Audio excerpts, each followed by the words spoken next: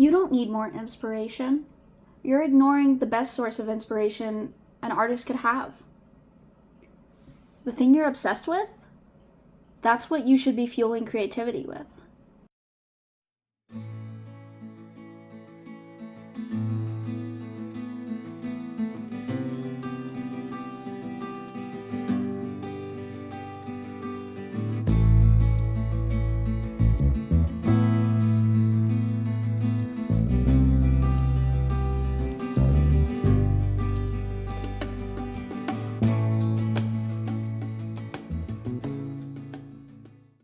I think part of the issue is that we start to treat creativity like a job. By doing this, we make it feel pressured in our day-to-day lives.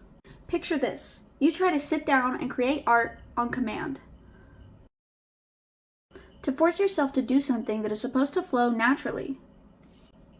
It becomes something scheduled, just production. You open up your sketchbook or your tablet or whatever you work on, and you expect something to happen.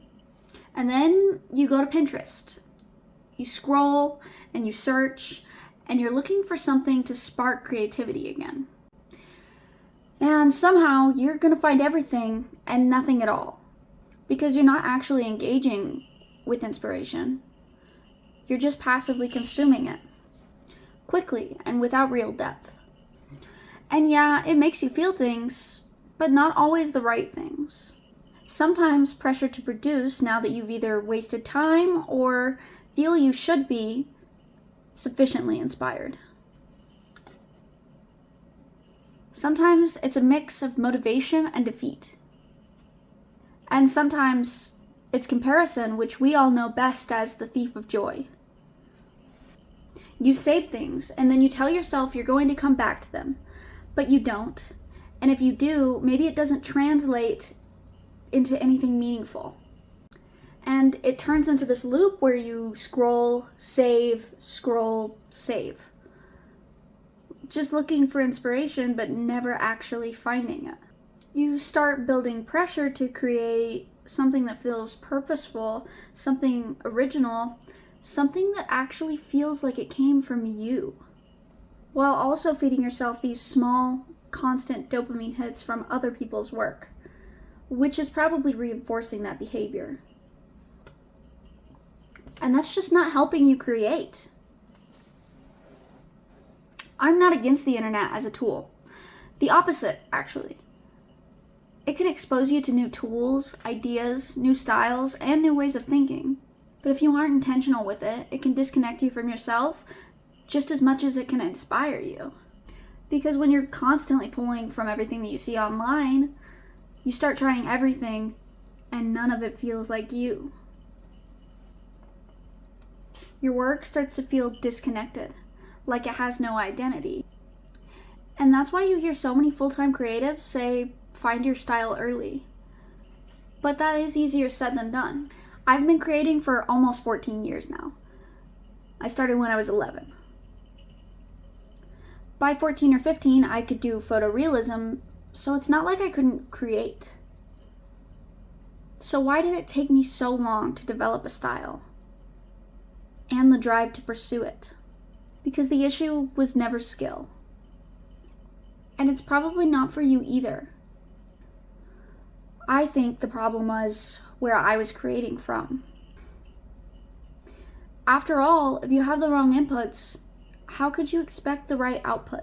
And maybe it confuses your creative self and you just don't do it at all. For me, I needed to find the right source of inspiration and the right medium. And I tried everything. Oil painting, oil pastels, ink, graphite, charcoal, acrylics, colored pencils, ceramics, and even some fiber arts. And I actually tried watercolor pretty young. I think I was like 15, maybe a bit younger. And I kind of thought it wasn't right for me. So I went back to whatever I was doing before that and eventually picked up watercolor again later. But I enjoyed all of it. But none of it felt like mine. Because it wasn't just the medium that was off, it was also the source. I didn't have the right inspiration, I didn't have the right goals or mindset, and I didn't have the right view of my own art. So it was the source.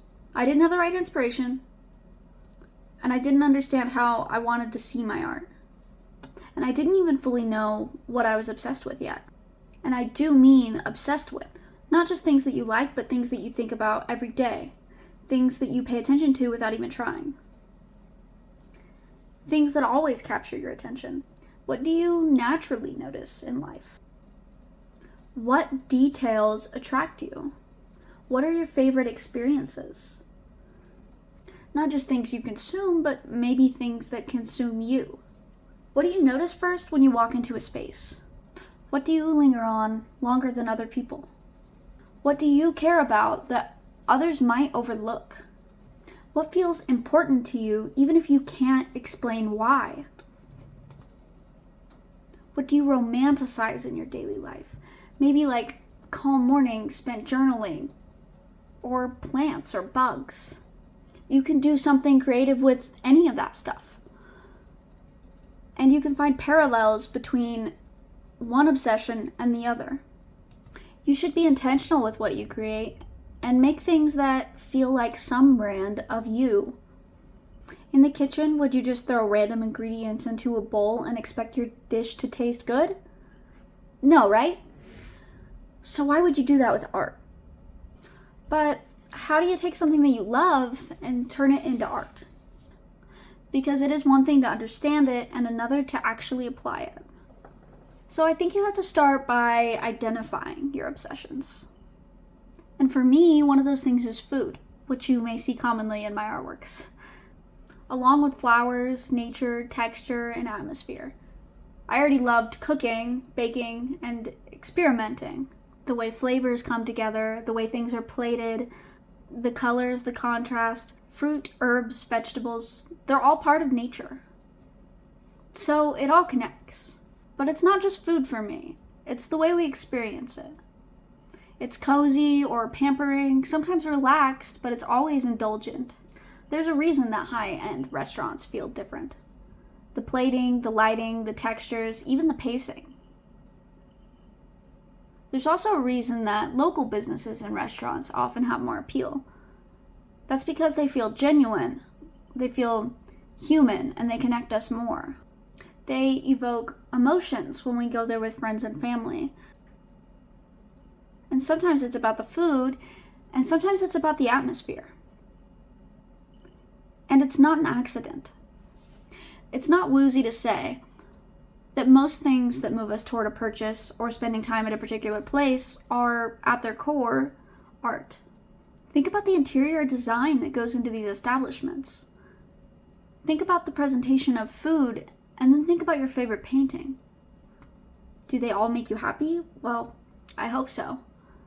Though a painting may bring forth other emotions too, ultimately you enjoy it. And do they all make you want to experience that again? Because that's what hits you and makes you want to go back. That's why if you have an established audience, much of your sales goes to people who have previously bought from you. And they're also willing to spend more often when they come back. There are more appeals than just the ones marketed to us, of course. The things that come from nature especially. And sometimes even just passions can push us to create, even if they're totally unrelated to the subject. For instance, my boyfriend and I like to go hiking. I love going out to see the beautiful sights around me, and every time I return, I always come back with some form of inspiration, even though I don't do landscapes or anything like that. But the feeling of sun on my skin, hearing the birds chirping, and going to see the mountains that I live near is enough to get my mood up and my creativity flowing. The passion that's there makes me want to create. And sometimes that's all it takes, honestly. But as far as the passions connected to my artwork go, it's absolutely about the emotions that I draw from them. And what do artists experience when they're creating their best work? You guessed it, emotions. And what do buyers experience that pulls them in and compels them to buy from an artist? Emotions. Often it's connected to an experience that they've had. But sometimes it's as simple as a color palette or a texture or a mood. Not everything you create has to be perfect down to the last detail, because people remember feelings, not details. So your goal as an artist should be to make your audience or your buyer feel an emotion when they look at your creation. The best way to do that, in my opinion, is to start by making yourself feel an emotion from the things that you create. If you don't know who your buyer is, make things that you would buy. I, myself, am still learning how to convey feelings through my art.